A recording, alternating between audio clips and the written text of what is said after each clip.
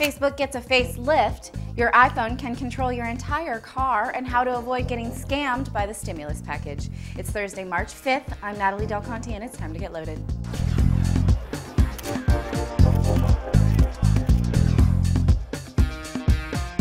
Facebook will be rolling out changes to its homepage and profile pages next week. Here's what to expect. First off, the homepage will be presented as 3 columns. On the left, you'll be able to filter content by groups or friend list. In the middle, Facebook added a dedicated publisher, so you'll be able to share an article or photo quickly. Underneath is the so-called stream, which is a real-time update of what's going on with your friends, which won't have to be refreshed, like Twitter.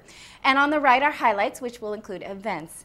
In addition, Facebook pages for public figures will act just like user profiles, and updates from people like Oprah or President Obama will be directly fed into your stream if you so choose. Google is making Calendar available offline. That means if your internet connection is off, you can view your scheduled events in Google Calendar, but you won't be able to edit them. If you do, the changes won't be saved. This feature was previously available to users of Google Apps, but the company is turning it on for everyone using Google Gears. You can now stream audio podcasts without actually downloading them from the Zune Marketplace. Congress voted today to establish a new government agency specifically charged with finding loose coins on the ground, in couches, or wherever they may be located. If you visit social.zune.net/podcasts, you'll be able to find the entire library of Zune podcasts from which to stream episodes without actually downloading them. Very cool and great for Buzz Out Loud, except I couldn't find it in the online directory, which of course doesn't make me happy, and I've set someone to work on it. Imagine using your iPhone as your car key and in-dash controller. You don't have to imagine too hard. Brian Cooley has a look at the iChange, which is a concept out of the 2009 Geneva Motor Show, and it can do just that. Take a look. Rinspeed is one of the best reasons to go to Geneva every year. They do some wild concept cars.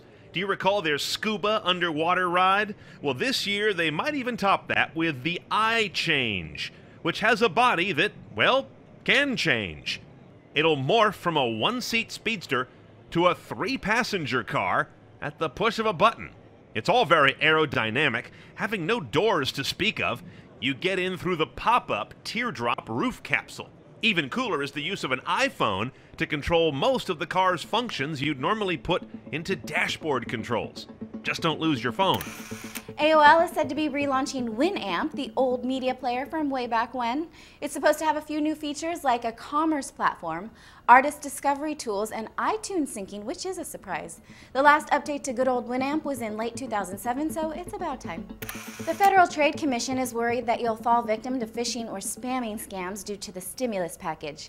They're doing their part to warn against this, so if you see an email that promises a chunk off the $800 million stimulus package, please don't click on it, not even if it has a picture of President Obama. One example is Jessica's moneyblog.com. It asks you to pay $1.99 in order to get your piece of the pie. This should go without saying, but unfortunately it doesn't. So be careful and keep in mind that the only official information about grants that is legit will be found at grants.gov. You should know this and tell your less web-savvy friends to do the same. On Monday, I posed this very serious question to you. Would James Bond use an e-reader? After all, it does seem kind of like a sleepy gadget for a member of the British Secret Intelligence Service. Here's what you think. Kadeem says, I don't think James Bond would actually use an e-reader. I've never even seen him read a book. Marco says, I think Bond can use his e-reader for the mission briefings M hands out. Roberto says, don't think Bond would use something so hard to conceal. And Keith makes this good point. Seems like any spy movie/show, you'll see the spy using a newspaper while doing surveillance. You can't hide behind an e-book so well. That's a good point. In fact, we tested out this theory just to be sure.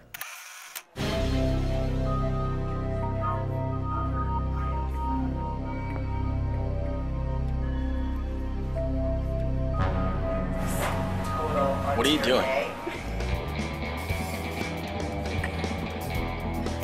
Those are all your headlines for today, and that wraps up your week of Getting Loaded. Before I go, I want to wish a happy birthday to Ben, Christy, Siobhan, and a happy 21st birthday to John. I will see the rest of you on Monday. Thank you for watching. I'm Natalie Del Conte with CNET TV, and you've just been loaded. There are 63 of them, all packed into 21 days of heartbreak and Cinderella stories, where fouls aren't cheap and free throws costly, when meetings become optional and games mandatory. An event so huge, an entire month becomes madness, and the alphabet is reduced to 4 letters. NCAA March Madness. All 63 games live and on the go. Where will you be when the madness happens? Watch all the madness with mobile TV, only on AT&T.